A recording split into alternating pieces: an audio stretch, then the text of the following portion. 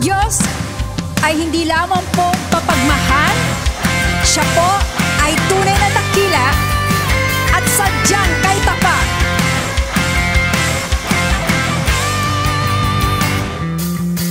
Minsan sa ating pamumuhay, puno ng problema, kabi-kabila, suliraning walang katugunan, sakit lang ng ulo, pati katawan. Subalit ang Diyos ay tapat, nagmamahal sa lahat, walang di kaya siyang lutasin, gaano man kabigat. Tanging papuri at mga awit kay Jesus ibigay. Purihin natin pagkat ating Diyos ay tapat. Siya nga po.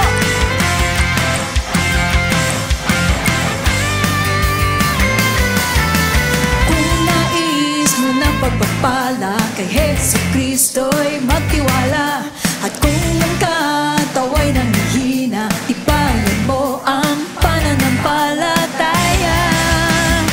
Tunay na ang Diyos ay tapat, nagmamahal sa lahat, walang di kaya siyang lutasin, gaano man kabigat. Tanging papuri at mga awit kay Jesus ibigay.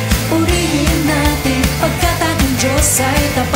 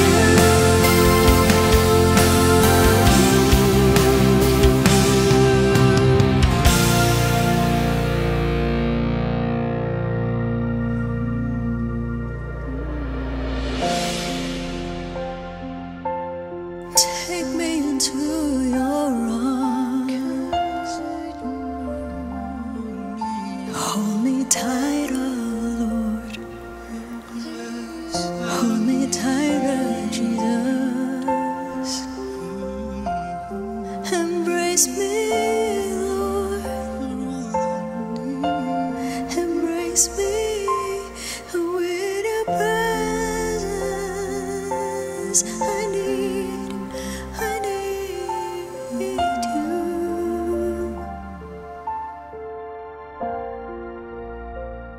At ano pa nga po, aming Panginoon, ang kaya namin gawin kung wala ka sa amin?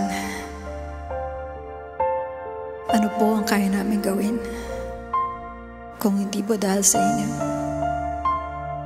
For apart from you, we truly are nothing.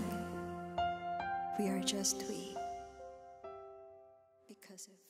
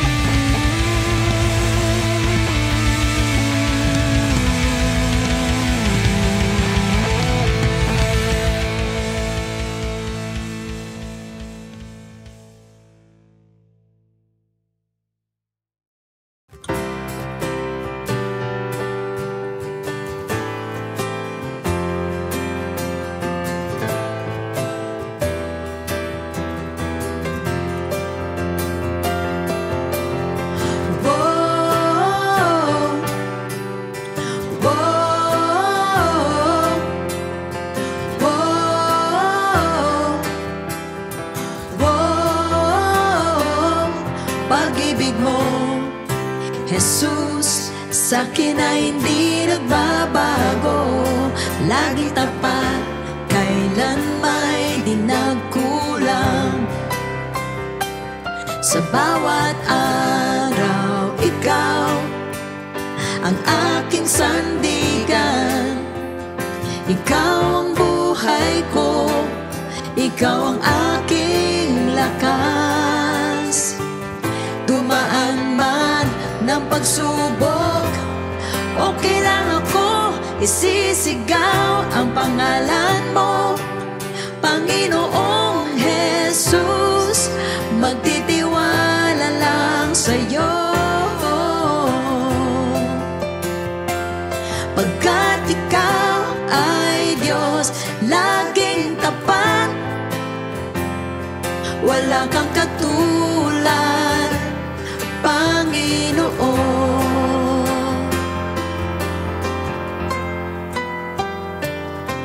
Pag-ibig mo, Jesus, sa'kin ay hindi nagbabago. Laging tapat, kailan may di nagkulang.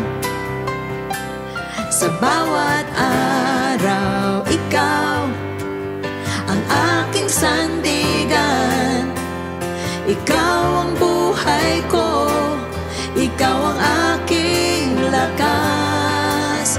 Sa buhay man may kabiguan, okay lang ako, Isisigaw ang pangalan mo, Panginoong Jesus. Magtitiwala lang sa'yo, pagkat ikaw ay Diyos, laging tapat. Wala kang katulad, Panginoon. Isisigaw ang pangalan mo, Panginoong Jesus. Magtitiwala lang sa'yo, pagkat ikaw ay Diyos, laging tapat. Wala kang katulad, Panginoon.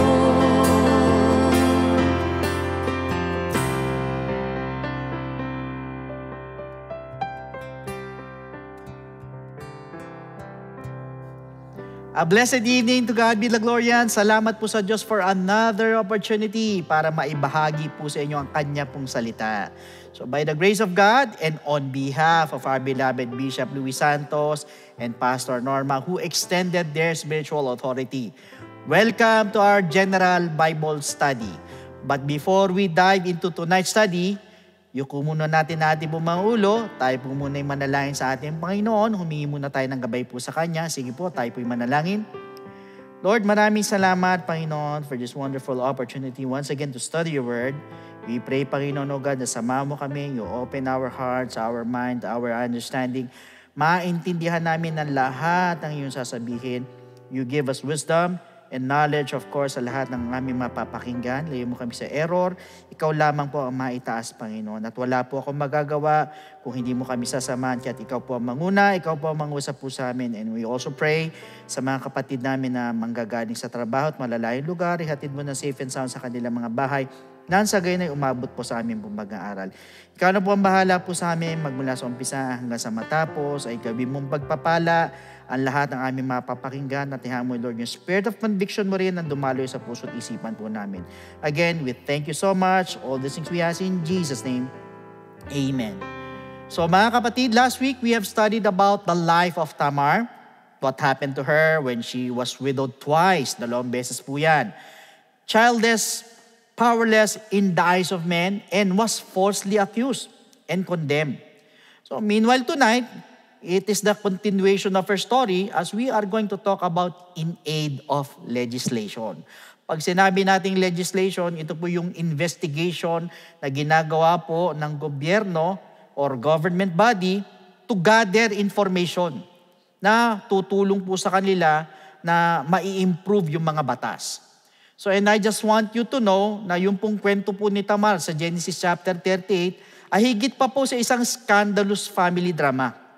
Kung hindi, ito po yung naging isang case study na nag-impluwensya po sa estado po ng legal at moral codes ng Israel. So yung pong kanyang suffering as twice widowed, childless and powerless woman ay nag-highlight po ng kakulangan po ng pagdating po sa social justice, which was later addressed by the Mosaic Law. At sa marami pong paraan, yung pong karanasan po niya or ni Tamar functioned in aid of legislation na nag-set po ng batayan para sa mga batas na magpro-protection po sa mga mahihina at panghawakan naman po ng husto ang covenant purposes po ng Diyos. So first, yung pong kanyang kalagayan ay binibigyan din po yung pong kahalagahan po ng levirate duty. Ayon po sa Deuteronomy chapter 25 verses 5 to 10. Nung tumanggi po si Onan at winidheld po ni Judah si Shelah, naiwanan po ng walang pag-asa si Tamar, na nagpapakita po ng malinaw na mga batas na nagpupumilit po sa mga kapatid po upang magkaroon po ng anak. Ang kanila pong kamag-anak upang maipagpatuloy po ang lahi. Pangalawa, yung pong kanyang kahinaan or yung kanyang pong vulnerability bilang isang balo, dayuhan at isa pong potensyal na outcast, ay nagdala po sa paulit-ulit na utos na proteksyonan po ang mga balo. Ang mga orphans, ganyan din po yung mga strangers, ayon po sa Exodus chapter 22, verses 22 to 23, gayon din po sinabi po sa Deuteronomy 24:17. Now, pangatlo, yung hindi po pangkaraniwan na sitwasyon ng kanyang pakikipag-isa po kay Judah ay nagbibigay po ng daan sa mga alituntunin na nagbabawal po sa father-in-law at sa daughter-in-law relations. Na nabanggit po yan sa Leviticus chapter 18 verse 15 at gayon din sa Deuteronomy chapter 27 verse 23 na nililinaw po na yung po mga boundaries para sa mga susunod po na henerasyon. However, yung pong bold defense, dito pong si Tamar, sa kanya pong karapatan, producing Judah's pledges, ay humanay po kinalaunan sa mga rules of evidence at public vindication sa city gate. Ayon sa Deuteronomy 19:15 at sa 25 verses 7 to 10. Yung kanya pong kaso also foreshadowed inheritance debates. Katulad po ni Zelophehad's daughters sa Numbers 27 at saka sa 36 po, na nag-secure naman po ng mga karapatan ng mga babae sa covenant inheritance. So sa madalit sabi, hindi po nasayang yung pong mga hirap na dinanas po ni Tamar. Why? Dahil mula po doon sa mga hardships po niya, ang legal system po ng Israel ay nahubog or nahugis po para siguraduhin po ang hustisyang patas at proteksyon para sa mga walang kapangyarihan. So ito pong kwento ni Tamar ay nagpapaalala po sa ating lahat that God often turns personal pain into communal wisdom, writing laws of justice through the lives of those who endure injustice. Meaning, madalas po gawin ng Diyos na karunungan para sa lahat ang personal na sakit. At sinusulat po niya ang mga batas po ng katarungan sa pamamagitan po ng buhay ng mga nakaranas po ng kawalan ng katarungan. Kaya lang sa paano pong paraan. Yung pong kaso po ni Tamar ay naging precedent for later laws.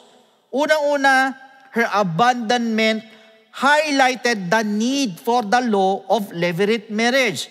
Ang sabi po sa Deuteronomy chapter 25 verses 5 and 10, basahin po natin, if brothers dwell together and one of them dies and has no son, pag ang isa sa kanila ay namatay at walang anak, the widow of the dead man shall not be married to a stranger outside the family.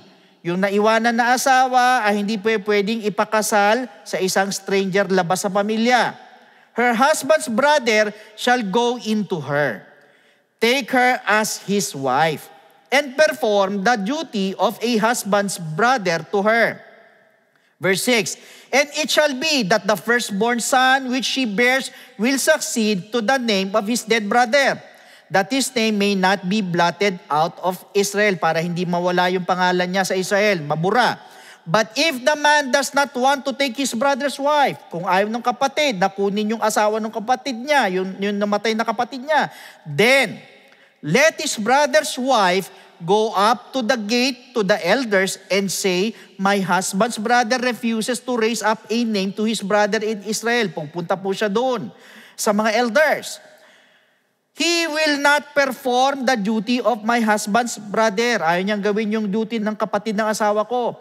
Then, the elders of his city shall call him and speak to him. Kakausapin siya, patatawag siya. But if he stands firm and says, I do not want to take her, pag hindi siya pumayag, then his brother's wife shall come to him in the presence of the elders, remove his sandal from his foot, spit on his face, dudurhan po siya sa muka, and answer and say, so shall it be done to the man who will not build up his brother's house, and his name shall be called in Israel, the house of him who had his sandal removed.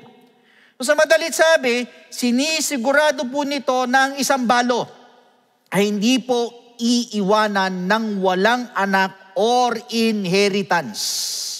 Second, her vulnerability as a widow and a foreigner reflected why God repeatedly commanded Israel to protect widows, orphans, and strangers. O yung pong kanyang kahinaan bilang isang balo at bilang isang dayuhan ay naging dahilan po kung bakit po paulit-ulit po na inutos po ng Diyos sa Israel na protektahan po ang mga balo, ang mga ulila at ang mga dayuhan. Na ayon po sa Exodus chapter 22 verses 22 to 23, basahin po natin. You shall not afflict any widow or fatherless child. If you afflict them in any way, and they cry at all to me, I will surely hear their cry. Gayon din po sa Deuteronomy 24 verse 17, you shall not pervert justice due to the stranger or the fatherless, nor take a widow's garment as a pledge. Now, pangatlo, the scandal of her union with Judah led to the codification of prohibitions regarding father-in-law and daughter-in-law relations, clarifying moral boundaries. Ano po ibig sabihin? Ang iskandalo po ng kanyang pagsasama kay Judah ay nagbunga po ng pagtatalaga ng mga pagbabawal tungkol po sa pagkakaroon po ng relasyon ng manugang at biyenan, na naglinaw din po ng mga hangganan pagdating po sa moralidad. Kaya po sa Leviticus 18:15, ang sabi rito, you shall not uncover the nakedness of your daughter-in-law. She is your son's wife. You shall not uncover her nakedness. At gayon din po sa Deuteronomy 27 verse 23, cursed is the one who lies with his mother-in-law, and all the people shall say, Amen. So brothers and sisters, nung nilabas po ni Tamar yung po mga pledges ni Judah para i-vindicate po ang kanya po sarili, yun po ay nag-foreshadow ng Israel's rules of evidence and public vindication, found in Deuteronomy 19 at sa chapter 25, kung saan ang hustisya po ay kailangan po ma-establish openly at the gates. Yung kanya pong kaso also anticipated yung po mga pagtatalo pagdating po sa inheritance rights sa Numbers 27 at saka sa chapter 36. So securing women's rightful place sa covenantal continuity. Sa makatuwid, yung pong mga sufferings po ni Tamar at ang kanya pong pagpupursige ay naging parte po ng pundasyon para sa legal system ng Israel. Kaya sa pamamagitan po ng kanyang kwento, God transformed personal injustice into communal justice. Ganun po ginawa ng Diyos. Hinugisan po ng mga batas na nagpo-protection po sa mga walang kapangyarihan at panghawakan po ang covenant order. Apparently, ang levirate duty sa kaso po ni Tamar ay nagpapahayag po ng pangangailangan ng malinaw na batas regarding levirate marriage. Ano po ibig sabihin? Nung namatay po ang una niyang asawa na si ito pong si Tamar po was entitled to bear a child sa pamamagitan ng kapatid po ni na walang iba po kundi si Onan, na sinisigurado po yung pong kanyang late husband's name at inheritance ay hindi po maglalaho. Onan, however, selfishly refused. Tumanggi po siya, ayaw po ni Onan. Ginamit niya lang po si Tamar para sa kanyang sariling pleasure while denying yung pong kanyang covenant blessing of children. Kaya yung pong kanyang kasalanan ay nagresulta po ng divine judgment na iniwanan naman po si Tamar twice widowed and vulnerable, in which later, the law of levirate marriage was codified or naisama po sa Deuteronomy chapter 25 verses 5 to 10. Na nagre-require po para sa kapatid po or a brother na pakasalan po yung balo at palakihin po yung mga anak or offspring in his brother's name. At pag hindi po siya pumayag, ano po ang mangyari po sa kanya? Yung pong balo ay meron pong karapatan para hiyain po siya sa publiko at the city gate. Ganon ang gagawin ng balo. Tatanggalin po yung kanya sandalyas. Why? Bilang simbolo ng dishonor. At ito pong batas na ito ay ipinanganak mula sa mga kaso po na katulad po ng kay Tamar. At hindi lang po ito patungkol sa family continuity, kung hindi, ito po ay pumapatungkol sa protecting widows from hopelessness. Brothers and sisters, ang paghihirap po ni Tamar for God's enduring concern ay naging backdrop po para sa hustisya at sa covenant preservation.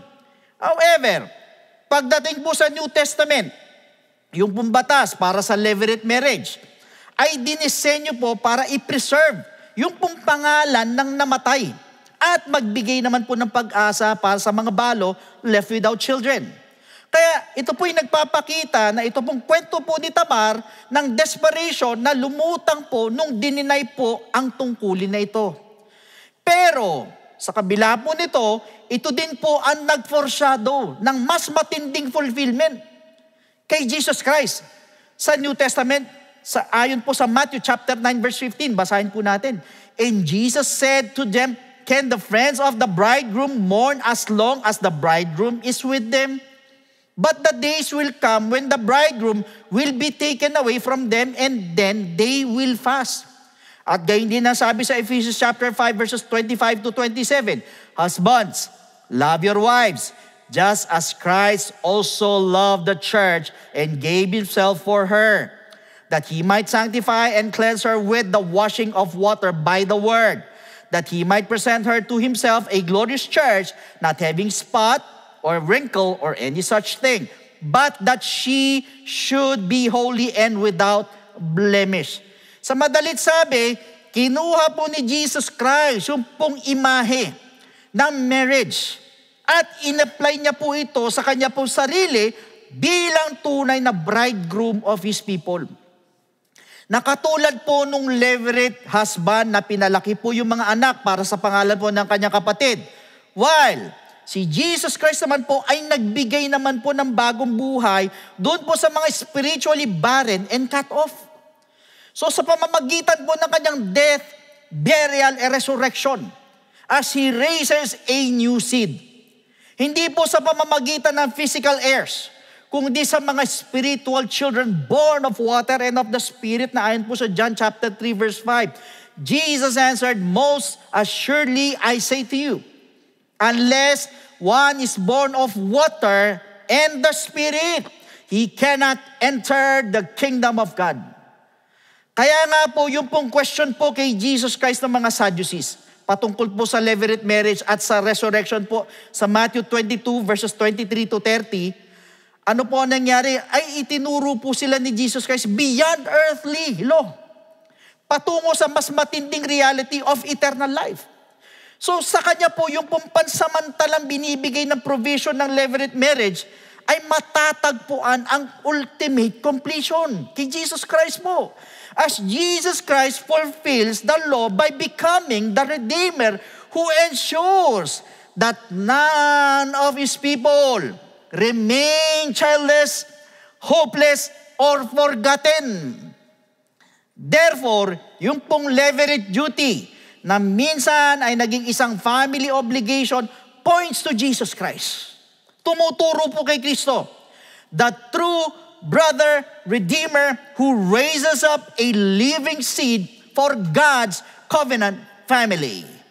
Kaya po sa panahon po natin ngayon, si Jesus Christ po is the kinsman redeemer of the vulnerable. Kaya po piniserve po ng levirate law yung pong pangalan ng mga namatay. At the same time, prinotection na naman po yung pong mga balo mula po sa despair. So meaning, in-expose po ng kaso ni Tamar yung pong neglect po ni Judah. Pero ito din po ay nagtuturo patungo kay Jesus Christ na siyang tunay na kinsman redeemer. Hindi po katulad ni Onan at ni Judah who failed in their duties. Si Jesus Christ po fulfilled it perfectly. Perfect na perfect. Redeeming the vulnerable and restoring hope para sa mga nalimutan. At sa panahon po natin, this applies especially to widows, orphans, and all who find themselves powerless in society.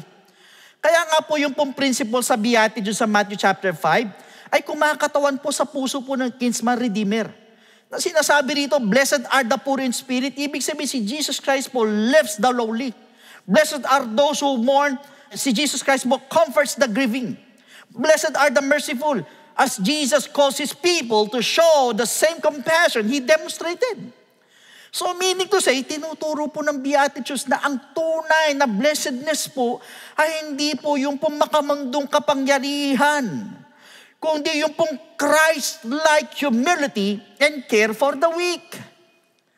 Kaya po para po sa mga modern churches, yung pong tawag ay para mag-reflect po ng redeeming role ni Kristo, ni Jesus Christ.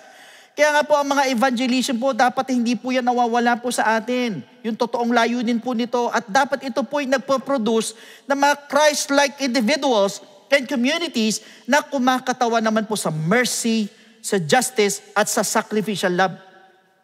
Katulad po nung siniguro po ng levirate duty, na walang balo ang maiiwanang walang kinabukasan.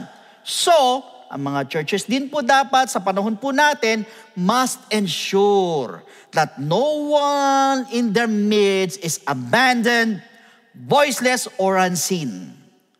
Alam niyo po, sa pamumuhay po ng Beatitudes, ang iglesia po ay nagiging kamay po ng Redeemer, producing a testimony of grace that both proclaims and demonstrates the gospel. Now, sa pagkakataon pong ito, punta naman po tayo sa protection of widows, orphans, and foreigners. I just want you to know na yung pong kaso po ni Tamar ay nagpapahayag po kung bakit po ang Diyos later commanded Israel not to oppress widows. Ang mga orphans at ang mga foreigners na pinangakong na maririnig ang kanila pong mga iyak and act in judgment if they were mistreated. Now, ito po si Tamar, being both a widow and a foreigner, ay kumakatawan sa mga tao ng Diyos who sought to protect. Kaya po sa Deuteronomy 24 verse 17, you shall not pervert justice due the stranger or the fatherless, nor take a widow's garment as a pledge. Ibig sabihin, ni-reinforce po nito ang principle na to. Kaya po, binabalaan po ang Israel na huwag i-pervert ang hustisya laban sa mga balo, sa mga orphans at sojourners. Meaning to say, nilagay po ng batas ng Diyos yung pong kanilang proteksyon sa puso ng covenant justice. Kaya yung pong suffering po ni Tamar ay naging isang maagang larawan kung ano po ang nangyari kapag ang powerless po are ignored.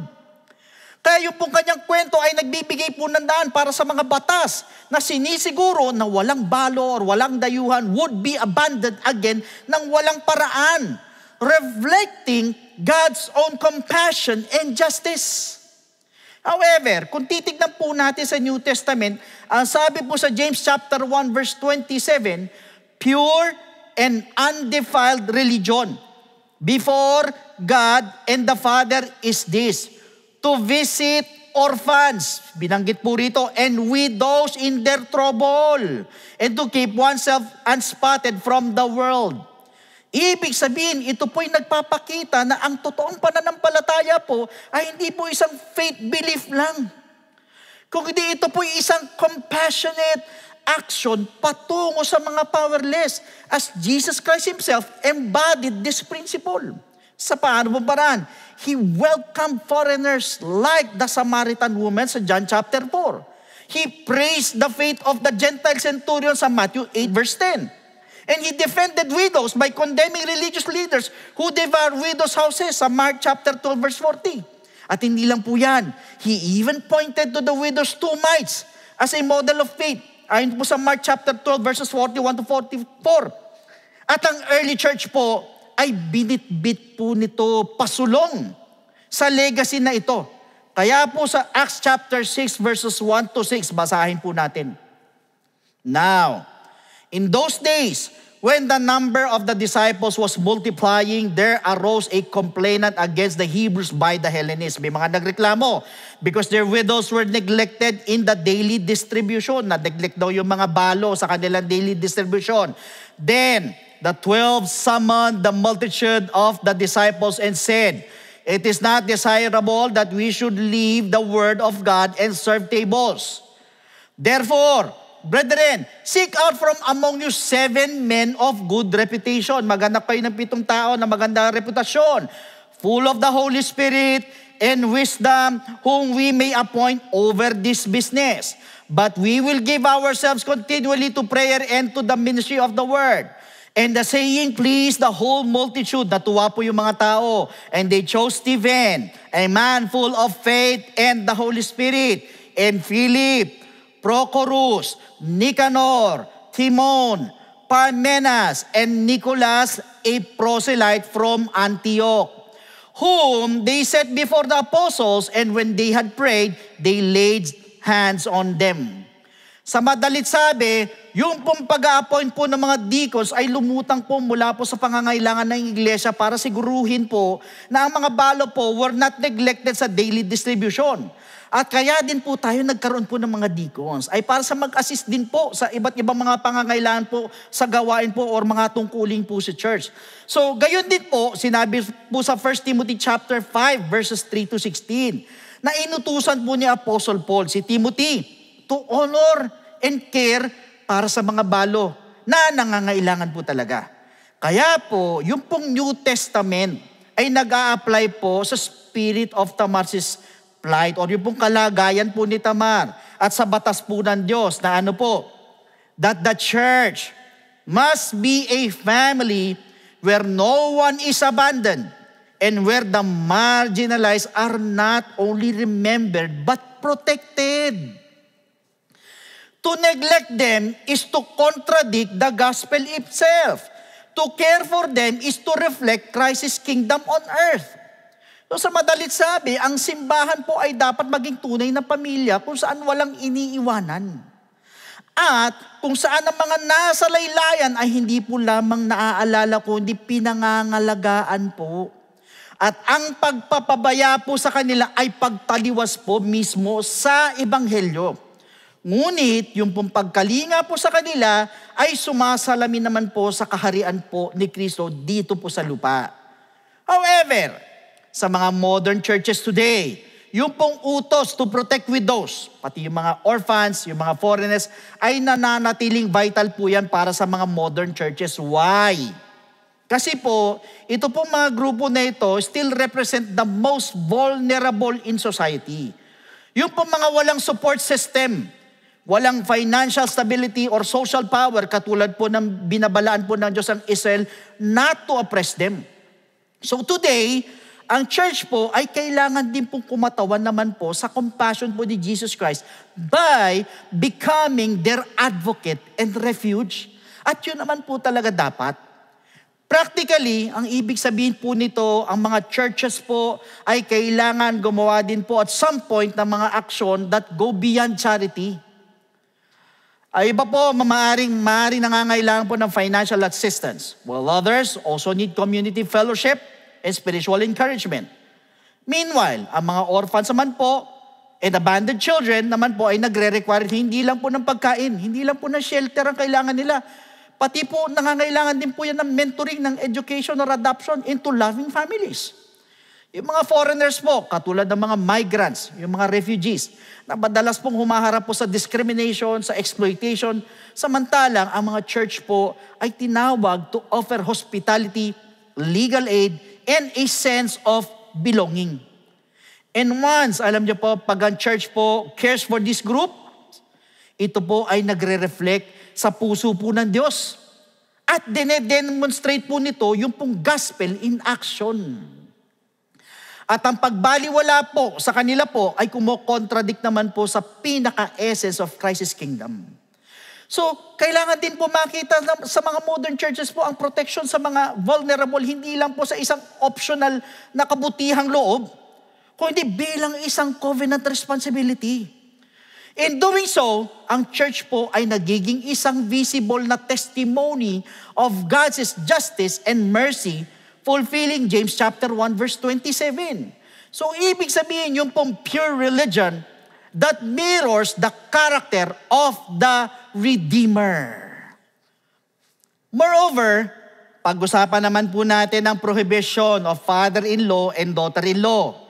Relations na matatagpuan po yan sa Leviticus 18:15 at sa Deuteronomy 27 verse 23. Mga kapatid, pagkatapos po mga anak ni Tamar, ito po kay Perez at kay Zerah, yung pong kambal. Kung mapupuna po ninyo, ay hindi po muling nagkaroon na ng relasyon si Tamar kay Judah or si Judah kay Tamar. Nor did he take her as his wife. Kaya po sinabi po ni Judah sa Genesis 38 verse 26, and he knew her again no more. Ano po ibig sabihin? Ito pong pagpigil na ito ay nag-reflect po parehas sa recognition ni Judah of his guilt at yung pong implicit acknowledgement that their union, though ito po ay providentially used by God, was not to become a continuing marital relationship. Ibig sabihin yung pong tahimik na pagkilala na ang kanilang pagsasama, bagamat ginamit po ng Diyos sa kanyang layunin, ay hindi po itinakdang maging pangmatagalang ugnayang mag-asawa.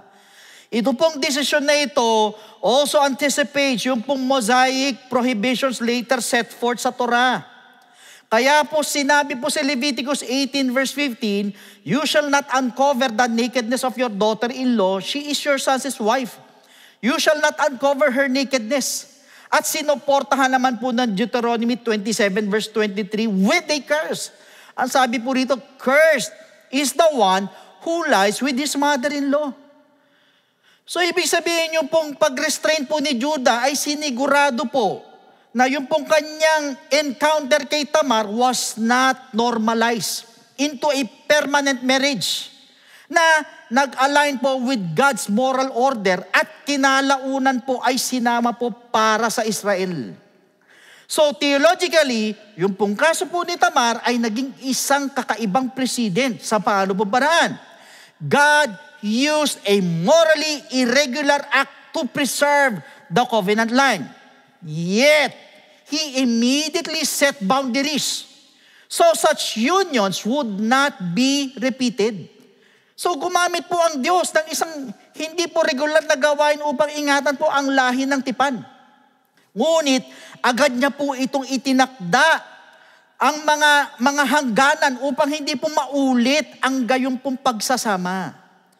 So yung pong recognition po ni Judah sa righteousness po ni Tamar was situational, as she acted justly within his injustice. Pero, hindi po nito binura yung pong likas na hindi po angkop ng kanilang pagsasama. Ibig sabihin, God can sovereignly redeem even scandalous circumstances for His redemptive plan. But His law makes clear that such relationships are not to be continued or imitated. Meaning, kaya pong tubusin ng Diyos kahit ang mga kahiya-hiyang pangyayari para sa Kanya pong plano ng pagtubos. Ngunit malina po na itinatag po ng Kanyang kautusan na ang ganito pong klaseng mga relasyon ay hindi po dapat ipagpatuloy or tularan. At hindi lang po yan, yung pong pagpili po ni Judah to never again be with Tamar ay nagpapakita ng repentance, ng restraint, and most of all, the recognition that God's providence had been accomplished without needing to perpetuate an unlawful relationship. Ibig sabihin, yung pong pagsisisi, pagpipigil, at pagkilala po na naisakatuparan po ang kalooban po ng Diyos nang hindi po kailangan ng ipagpatuloy ang isang ipinagbabawal na relasyon. Yung pong union between Judah at ni Tamar sa Genesis 38 was highly irregular. Ipinanganak mula po sa neglect ni Judah sa kanyang tungkulin. At sa desperadong pagtangka naman po ni Tamar para siguruhin ang kanyang rightful place in the covenant line. Although, yung pong ginawa ni Tamar exposed Judah's injustice and preserved the messianic lineage, yung pong episode po ay nagpapahayag din po ng potential for moral disorder kapag ang family obligations po ay nai-ignore.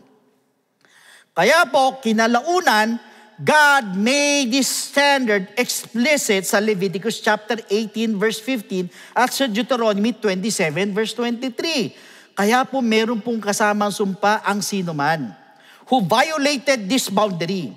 Ibig sabihin, ito pong mga batas na ito ay malinaw na linya laban sa father-in-law at sa daughter-in-law relations. Meaning to say, sinisigurado po na yung pong extraordinary case po ni Tamar ay hindi na po mauulit muli or be misused as justification. Sa madalit sabi, para hindi na po nilang gawing excuse ang ganitong klase ng immoralidad or kasalanan, kaya po ito isinama. At lininawin ko lang po, ito po ay nangyari lang po sa kwento po ni Tamar dahil meron pong layunin po ang Diyos sa buhay po niya, pero hindi po ibig sabihin ay gawin or gayahin po ito, kaya nga po ipinagbawal po ito ng Diyos. So thus, while Tamar's boldness vindicated yung pong kanyang specific circumstance, nilinaw po ng batas ng Israel yung pong disenyo po ng Diyos para sa kabanalan ng pamilya. Yung pong kanyang kwento ay nagpapahayag ng mga panganib na nagpapabaya po at naguudyok po sa pagtatakda po ng batas upang ingatan po ang kalinisan at kaayusan po ng tipan. So apparently, kung titignan po natin sa New Testament times, yung pong prohibition ng father-in-law tsaka ng daughter-in-law relations. At ito pong principle na ito of guarding sexual holiness and family boundaries is reaffirmed. Kaya po sa 1 Corinthians chapter 5 verse 1, ang sabi dito, it is actually reported that there is sexual immorality among you. And such sexual immorality as is not even named among the Gentiles, that a man has his father's wife. So dito po mababasa po natin na kinompronta po ni Apostle Paul ang Corinthian church. Why? For tolerating a man who had taken his father's wife. So declaring mismo na ang mga pagano po ay kinonsidera po nila na isang kahihiyan po yung ganitong uri ng kasalanan. Could you imagine that? Mga pagano na po yan. Kaya malinaw po yung utos niya. Remove the wicked person from among you sa 1 Corinthians chapter 5 verse 13. So ibig sabihin, ineko po ni Apostle Paul ang Torah na nagpapakita po na ang church po ay tinawag to uphold moral boundaries, protect the sanctity of family, and pursue holiness. Na nagtuturo po sa ating lahat that grace does not abolish God's moral standards. Hindi po. Ibig sabihin, hindi po ito inaalis. Ito pong standard po ng Diyos. While niredeem po ni Jesus Christ ang mga makasalanan, pero tinawag niya rin po ang iglesia para mamuhay in purity or in holiness. Kaya kailangan pong bantayan po ng iglesia ang laban po sa pag-tolerate po ng mga relasyon na nagba-violate po sa disenyo po ng Diyos dahil ang unchecked sin po undermines both witness and community health. Ibig sabihin, ang kasalanang hindi po sinusupil ay nagpapahina po sa patotoo at sumisira po sa kalusugan po ng komunidad. Ang lakas sumira po niyan pag hindi po yan sinusupil. Meaning, ang holiness does not compromise, but rather it remains the mark of God's people in New Testament times. Now, meanwhile, let's proceed with the rules of evidence and public vindication. Yung pong trial po ni Tamar ay nagbibigay diin po doon po sa peligro ng mga inaapura or yung po minamadali po na judgment nang walang proper evidence. Bakit ko po sinabi? Nung nalaman po yung kanyang pagdadalang tao, dali-dali po siyang kinondena ni Judah to death, assuming immorality.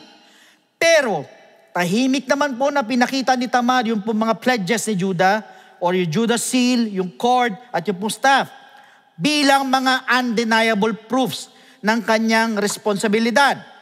So ibig sabihin yung pong kanya pong vindication ay hindi po nanggaling sa pamamagitan po ng mga salita lang, kundi sa pamamagitan ng mga tangible evidence na nagpatahimik po sa kanya, kaya po napilitan po si Judah na mag-confess at sinabing, she is more righteous than I.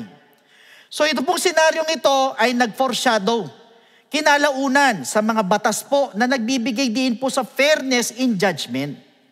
Kaya po, sinabi po sa Deuteronomy 19:15 na kailangan na ang bawat charge to be established sa pamamagitan po ng testimony ng 2 or 3 witnesses, 2 or 3 na witness, para mapigilan po yung po mga ora-oradang desisyon based on suspicion. Kaya po, sinabi po sa Deuteronomy chapter 25 verses 7 to 10. Ito po mga talatang ito further instructed na nagmamatter po ang publiko.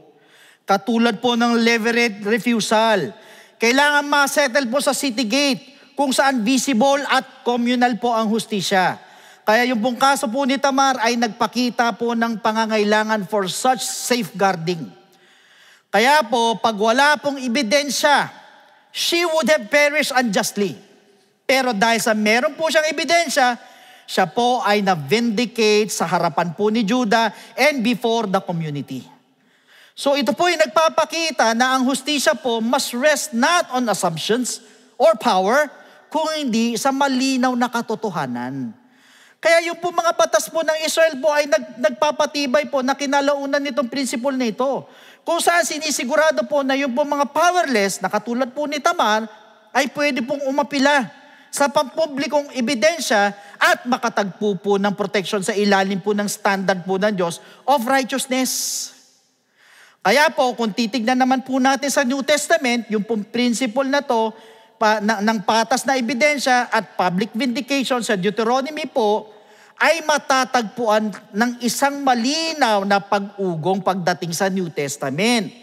Kaya po, sabi po sa Matthew 18:16, but if he will not hear, kundi siya makikinig, take with you one or two more, that by the mouth of 2 or 3 witnesses, every word may be established. Sa madalit sabi, Jesus himself upheld this principle in the life of the church. He instructed na yung mga disputes between believers should involve 2 or 3 witnesses para ma-confirm po ang katotohanan. Na sinabi din po ito ni Apostle Paul sa 2 Corinthians chapter 13 verse 1 at gayon din sa 1 Timothy chapter 5 verse 19. Especially concerning po sa mga accusation po laban sa mga elders. Ibig sabihin, ang hustisya po sa New Testament ay hindi po base sa suspicion or one-sided claims, kung hindi po ito po'y base sa mga confirmed testimony. May basehan po, confirmed testimony po yan. Moreover, I just want you to know na ang public vindication po ay nagiging essential sa gospel witness. Why so? Kasi po, nung si Jesus Christ mo was falsely accused, ano po nangyari? Pilate declared multiple times, I find no fault in him, sinasabi ni Pilate. Yet, ito po ay tumungo pa rin sa injustice. So yung po miscarriage of justice sa oras ay nagpakita po ng danger of ignoring God's standard of evidence. Thus, ang New Testament po applies Tamar's vindication to church life. Sa paano pong paraan? Ang mga believers po must ensure fairness, transparency, and integrity in discipline and judgment, protecting the innocent, exposing falsehood, and restoring truth publicly are marks of Christ's kingdom. Meaning to say, kailangan pong kumatawan po ang mga modern churches po sa panahon natin ngayon sa standard po ng Diyos pagdating po sa justice or justice, especially when handling accusations, discipline, at restoration. Kaya po, binabalaan po tayo ng kwento ni Tamar of the danger of rash judgment. Judah condemned her to death without proper inquiry. Nung presenta lang po yung ebidensya, doon lang po lumabas ang katotohanan. And her honor was vindicated. So sa panahon po natin, many churches face similar challenges. Yung po mga accusations against leaders, members, or ministries must not be received hastily. At ang gumawa po at bumase po sa hearsay or personal bias risks na sumisira po sa mga reputasyon po and wounding the body of Christ. However, sa kanila po ang vindication must be public. Katulad po ng innocence po ni Tamar, which was revealed openly. While ang mga churches naman po ay kailangan siguraduhin po natin that when somebody is cleared of false charges, yung po kanilang pangalan must be cleared or restored. Alam niyo po kasi po kung minsan yung po mga silent resolution ay madalas po kasi nagiiwan po ng lingering suspicion. Pero kung minsan yung pong open acknowledgement ay nagdudulot po ng healing. On the other hand, pag proven guilty naman po, ang church naman ay magbibigay ng disiplina and should be carried with transparency at humility. Kaya po sa atin, sinasabi po ng buong ingat po yung pong sanction pagka nakaka-violate po sa mga rules and regulations po natin. At hindi lang po ito bilang isang punishment, kundi ito po ay isang tawag or call for repentance and restoration para ma-enlighten po sila. Kaya dapat siguraduhin po natin na na-enlighten po ang mga tao sa pagkakasala kapag sila po ay nadidisiplina. At yan po ay nangyayari po pag maayos po natin ipinatutupad ang mga batas po na iglesia at mapalad po tayo. Dahil ganito po ang ating iglesia. Why? Dahil gusto po natin is ma-restore ang tao at hindi po ma-condemn. At naniniwala po ako na yun din po ang gusto po ng ating Panginoon. Kaya po sa Galatians chapter 6 verse 1, Brethren, if a man is overtaken in any trespass, you who are spiritual, restore such a one in a spirit of gentleness, considering yourself lest you also be tempted.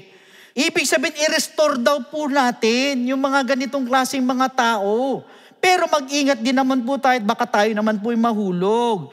So by upholding these principles, the modern church reflects Christ's justice na ano po, protecting the innocent, correcting the guilty, and maintaining credibility before a watching world. Andun po ang fairness, andun ang truth, and mercy together safeguard the church's witness. So sa pagkakataon po ito, let's check on the inheritance rights sa Numbers 27 at saka sa chapter 36. Yung pong kwento po ni Tamar ay in-anticipate po yung pong later legal debates about inheritance rights in Israel. Bilang twice widowed na babae, walang anak, hinarap po ni Tamar yung pong possibility of being cut off from the covenant promises and her late husband's inheritance. Yung pong pagtanggi po ni Judah na ibigay po sa kanya si Shelah, ay iniwanan po siyang walang seguridad, walang lupain or legacy. So yung kanya pong bold act of conceiving sa pamamagitan ni Judah, ay siniguro po na yung pong kanyang linya ay hindi po maglalaho. Preserving both her honor and the covenantal inheritance. So ito namang pong sitwasyon na ito, foreshadow the case of Zelophehad's daughters sa Numbers 27. So pinitisyon po nila si Moses dahil yung pong kanilang ama ay namatay nang wala pong mga anak. And they sought the right to inherit his property. So ano po nangyari? God affirmed their claim sa pamamagitan ng establishing yung pong principle na pwedeng i-inherit ng mga babae ang mga ari-arian in the absence of male heirs. Kinalaunan sa Numbers 36 po, this clarified na yung pong mga anak na babae who inherited must marry within their tribe para yung pong inheritance ay hindi po mawala or mapunta po to another clan. Together, ito pong mga batas na ito ay nagpapakita sa concern po ng Diyos na walang pangalan ng pamilya or covenant portion ang mabubura. Pero yung pong struggle po ni Tamar ay nag-highlight po sa kawalan po ng hustisya of being denied inheritance through neglect. While ito pong daughters of Zelophehad ay isinama naman po ang solusyon para sa mga susunod na henerasyon. However, theologically, ang inheritance po ay tumutukoy sa higit pa po sa isang lupain. Ano po ibig sabihin? It foreshadows the believer's spiritual inheritance in Jesus Christ. Kaya po sa Ephesians chapter 1 verse 11, in Him also we have obtained an inheritance, being predestined according to the purpose of Him who works all things according to the counsel of His will. At gayon din po sa 1 Peter chapter 1 verse 4, to an inheritance, incorruptible and undefiled, and that does not fade away, reserved in heaven for you. Yung bang pagpupursige po ni Tamar, preserve an earthly line that led to the Messiah. While ang New Testament po ay ipinahayag that in Him, in Jesus Christ, all male and all female, Jews and Gentiles are heirs of God's promises, ayon po sa Galatians chapter 3 verses 28 to 29. However, kung titignan po natin sa ang New Testament, yung pong tanong of inheritance sa Old Testament ay hindi lang po basta patungkol sa lupain, kundi ito po'y pumapatungkol sa belonging, security, and covenant identity. Pinapakita po na yung pong paghihirap po ni Tamar ang mangyayari kapag ang inheritance rights are denied. She faced the erasure of her husband's name and her own exclusion from covenant blessing. So sa pamamagitan ng pag-preserve po ng kanya pong lineage through Perez, she safeguarded the inheritance that would eventually lead to Jesus Christ.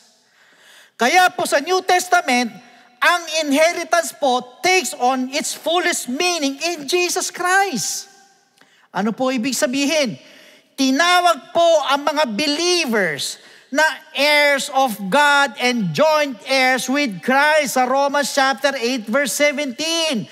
As Paul declares in Ephesians chapter 1 verse 11 that in Christ, kay Kristo, we have obtained an inheritance, one that is spiritual, one that is eternal and incorruptible na sinabi po sa 1 Peter chapter 1 verse 4, na hindi katulad ng earthly inheritance mo na pwede pong i-threaten sa pamamagitan ng death, sa pamamagitan ng neglect, or even injustice. The inheritance Jesus Christ secures cannot be lost. Hindi po ito mawawala. Furthermore, just as the daughters of Zelophehad ay pinalawak po yung pinakasakop ng inheritance na isinama po ang mga babae, yung pong gospel expands it to include all people.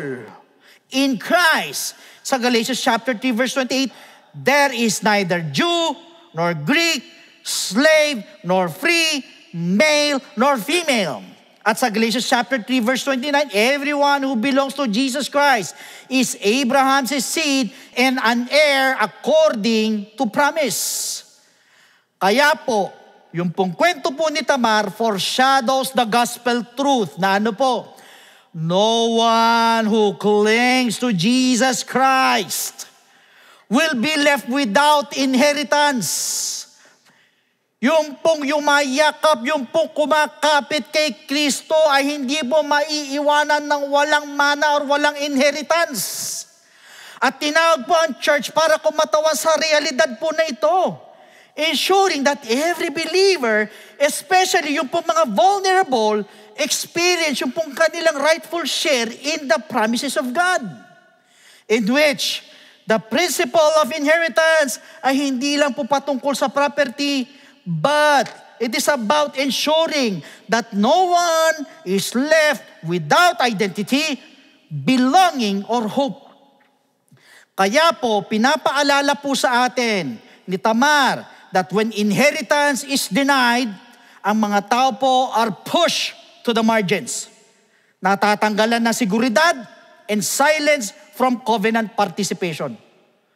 While God's response in the Old Testament and its fulfillment in Jesus Christ ay pinapakita po sa atin na yung pong kalooban po niya for all His children to share in His promises. This means guarding against spiritual and social exclusion. Wala pong dapat na mananampalataya na nararamdaman na siya po ay disinherited from God's family because of gender, because of poverty, because of social status, or because of background. Kaya po sinabi ni Apostle Paul sa Galatians na lahat daw po who belong to Jesus Christ are heirs of the same promise. Sa madalit sabi, you must ensure widows, orphans, and the marginalized ay hindi lang po basta recipients of charity, but participants in covenant community. To neglect this is to repeat Judas's failure. But to embrace it is to live as the true family of God. This means, kapag ang isang iglesia po preserves the inheritance of the vulnerable, ano po ang nangyayari? It proclaims the gospel.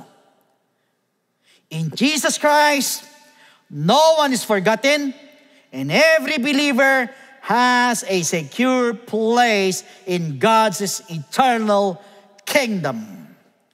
In other words, these are some of the important lessons that we can learn from the life of Tamar. Hoping we all learn a lot from her story, especially yung kanyang mga hardships, na sa bandang huli ay nagkaroon pa rin po siya ng breakthrough. Most of all, it pointed to Jesus Christ. So that is why at this moment, tayo po'y magpasalamat po sa ating Panginoon. Yuko po natin ang ating pumaulo. Tayo po'y manalangin. Almighty God, we glorify your name, we honor your name. Maraming salamat po sa mensahe na binigay niyo po sa amin, na nagturo po sa amin that you see the oppressed, you defend the vulnerable, and you redeem even yung mga broken, yung mga painful situations. Salamat po, Panginoon, dahil isa po kami sa mga niligtas mo at nilinis mo mula po sa hindi po magandang nakaraan. Lord, we pray na ma-transform po kami each and every day into Christ likeness. Ilagay mo po sa aming puso ang habag, yung pong genuine compassion para sa mga mahihina at sa mga nasa laylayan. Lord, we also pray na ilayo mo po kami sa mga hasty decisions, sa mga maling judgment, and guide us with your Holy Spirit para panindigan po ang katarungan, ang katotohanan, at ang integridad.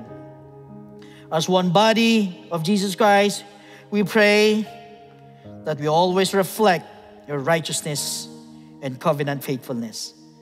Again, we ask all of these things in your most precious and wonderful name, in the name of Jesus. Amen and amen. Salamat po sa Panginoon sa napakagandang mensahe na naniniwala po ako na pumukaw po sa ating po mga puso. Dahil talaga pong pagdating po sa Panginoon, no one is forgotten, no one is ignored. Kaya po sa atin naman po mga first-time viewers, hangad po ng Diyos na kayo po'y abutin dahil meron po siyang redemptive plan para po sa inyo. Ano man ang struggle, ano man po ang paghihirap po ninyo, sa kasalukuyan. Maybe you are oppressed. Maybe you are in pain. O nandun ka sa hopeless na sitwasyon. Huwag kang mawalan ng pag-asa. Inaanyayahan ka ng Panginoon na lumapit sa Kanya. Surrender everything to Him. And accept Jesus Christ as your Savior. And believe in the gospel of salvation. Kapag sinabi po natin salvation, ang sabi po sa Ephesians chapter 2 verse 8, for by grace you have been saved through faith. Malinaw po na sinabi ng talata that we are saved by grace through faith. Kaya lang po ang tanong, saan tayo mananampalataya at maniniwala? That is a question. It is found in 1 Corinthians chapter 15 verses 1 to 4. Moreover, brethren, I declare to you the gospel which I preach to you, which also you received and in which you stand, by which also you are saved, if you hold fast that word which I preach to you, unless you believed in vain. For I delivered to you first of all that which I also received, that Christ died for our sins according to the Scriptures. So ibig sabihin, meron pong basihan, and it is according to the Scriptures. And that He was buried, and that He rose again the third day according to the Scriptures. So ang basis is according to the Scriptures. Sa madaling sabi, we need to believe in the gospel of Jesus Christ, yung pong death of Christ, yung burial of Jesus Christ, at yung pong resurrection of Jesus Christ na kailangan po natin sampalatayanan at paniwalaan. Kaya lang po ang tanong, is believing enough? Pag tayo po ba'y nanampalataya, tayo po'y naniwala, wala na po tayong gagawin, tutundok or hihinto na po tayo doon. Alam niyo po, ang sabi po sa 1 Peter chapter 4 verse 17, for the time has come for judgment to begin at the house of God. And if it begins with us first, what will be the end of those who do not obey the gospel of God? Ano daw ang katatapusan, ano daw ang dulo doon sa hindi sumunod sa gospel ng ating Panginoon. Sa madaling sabi, the gospel of Christ must be obeyed. Pag tayo nanampalataya, tayo po'y naniwala, kailangan lakipan po natin ng pagsunod. Hindi tayo matatapos sa believing, kundi ang gospel po ay sinusunod. Kaya po ang tanong, how will you obey? It is found in the book of Acts chapter 2 verse 38. Then Peter said to them, repent and let every one of you be baptized in the name of Jesus Christ for the remission of sins, and you shall receive the gift of the Holy Spirit. So first is repentance. We're going to ask for forgiveness. We're going to confess our sins. At naniniwala po ako, kahit pakiramdam mo, ang dami mo nagawang kasalanan, mabibigat na kasalanan, patong-patong na kasalanan, but for as long as andun po yung genuine repentance sa ating pong mga puso. Dahil yan po ang tinitignan ng Panginoon, hindi po yung nagawa natin kasalanan, hindi po yung ating pong mga nakaraan, not even your background, not even your status, kundi yung pong taos-puso na pagsisisi. Believe me, my friend, the Lord is willing and able to forgive your sins. Diyan din po papasok yung pong death to sin. So yung po yung first step, we need to repent. Second, we need to be baptized in the name of Jesus Christ. So tayo naman po ibabautismon sa tubig. So ilulubog po tayo sa tubig. So kung una, siya po namatay, tayo naman po ipapatay naman po natin ang ating mga kasalanan sa pamamagitan po ng pagsisisi or ng repentance. Pangalawa, siya naman po inilibing. Tayo naman po ililibing naman po sa pamamagitan po ng bautismo. At ang sabi po sa Romans chapter 6 verse 4, therefore, we were buried with Him through baptism into death, that just as Christ was raised from the dead by the glory of the Father, even so we also should walk in newness of life. Sa madalit sabi, we need to be baptized in the name of Jesus Christ. Why? Because that water is a type of the blood of the Lamb that takes away the sins of the world. Hindi po ito paghuhugas ng dumi ng katawan, kundi ito po'y pagalis po ng ating po mga kasalanan. So yan po yung pangalawang step. We need to be baptized in the name of Jesus Christ. Now the third step is we need to receive the gift of the Holy Spirit. Ang ating Panginoong Jesucristo ay nabuhay na magmuli on the third day. At tayo naman po tatanggap ng kaloob ng Espiritu Santo. So dyan naman po papasok ang ating pong transformation, yung ating pong regeneration. Sa madalit sabi, tayo mababago na po. Nabanggit po yan sa Romans 8:11. Hindi po sa Titus chapter 3 verse 5. In fact, once we receive the gift of the Holy Spirit, we're also receiving power. Power saan? Aminin nyo man hindi, sa lahat ng mga first-time viewers, lahat tayo may mga kahinaan, perhaps bad habits, mga masasamang ugali. Kung minsan pinipilit natin magbago, 1-2 buwan, sa mga susunod na panahon, bumabalik tayo sa dati. Bakit po? Kasi po, sarili lang po natin. But you know what? Once you receive the gift of the Holy Spirit, yan po yung sinasabing power. Power saan? Power to overcome all our weaknesses. At yan din po yung magpapaalala po sa atin para makasunod po sa kalooban po ng ating Panginoon. So take note, ito pong tatlong ito ay kailangan maganap po sa ating po mga buhay. First, we need to repent. Second, we need to be baptized in the name of Jesus Christ. And thirdly, we need to receive the gift of the Holy Spirit, and that is what we call the good news, and that is the gospel of Jesus Christ. So at this moment, sa lahat po ng first-time viewers, pwede po ba na itaas po ninyo yung 2 kamay bilang tanda ng pagsuko? Yuko po ninyo yung mga ulo. And please repeat after me with this prayer na habang binabanggit nyo ang panalangin nito, nandun yung taos puso na tayo po yung humihingi ng tawad sa ating Panginoon. Tayo po yung nagsisisi sa lahat po ng ating po mga kasalanan, sa lahat ng ating po mga mali, habang binabanggit nyo po ang panalangin nito. So please repeat after me. Panginoong Hesus, lumalapit po ako sa iyo bilang isang makasalanan. Patawarin mo po ako sa lahat ng aking mga pagkakamali at pagkukulang. Sa oras na ito, tinatanggap po kita bilang sariling tagapagligtas. At tinatanggap po kita bilang Diyos ng aking buhay. Naniniwala po ako na ikaw ay namatay, ikaw ay nilibing, at sa 3 araw ay nabuhay na magmuli. Tulungan mo po ako makapagsimula ng bagong buhay at idagdag mo po ako sa iyong kaharian. Maraming salamat po sa pangalan ni Jesus. Amen. So yun po yung first step. Para sa pangalawang step, andyan po yung mga telephone numbers po natin. Sa baba po ng mga screens po ninyo. Pwede po kayong tumawag dyan para makapagpa-schedule po tayo ng water baptism. Or otherwise, andyan po yung FB page po natin. Mag-iwan lang kayo ng mensahe para masagot po namin to give you further instructions. So mga kapatid, next week, do not be absent. Do tune in.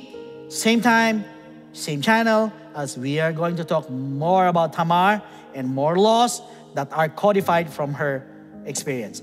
So God bless every one of you, and to God be all the glory.